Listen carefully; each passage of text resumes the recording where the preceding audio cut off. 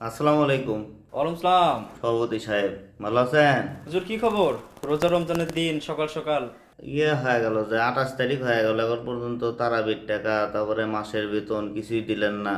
আমারও তো পরিবার আছে, বউ বাচ্চার কেনাকাটা আছে, তারপরে মেয়ের বাড়ির সেমাই চিনি দেওয়া লাগে, সামাজিকতা তো রক্ষা করা লাগে। আরো তো 2 দিন আছে হুজুর, ঈদের কালেকশন চলছে।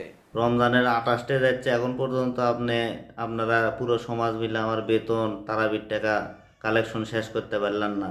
তাহলে আমি কেনাকাটা করব কবে, তারপর আমার ফ্যামিলি রক্ষা করব কবে? আহ, বাজেটের একটা ব্যাপার আছে হুজুর, এই যে মসজিদে আর একটা এসি লাগান লাগবে, বোঝেনই তো। আমার বেলাতে এসে আপনাদের বাজেট লো হয়ে যায়, শেষ হয়ে যায়।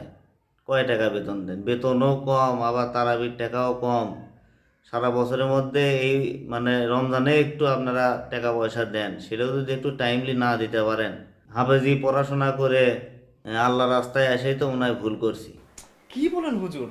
আপনারা না থাকলে নামাজ পড়াবে কে? মুন্সি ছাড়া কি নামাজ হয়?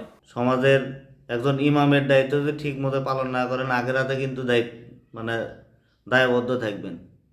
আমাদের এই ভেতরকার দুঃখগুলো বোঝার চেষ্টা করেন। হুজুর এত বেতন বেতন করেন কেন?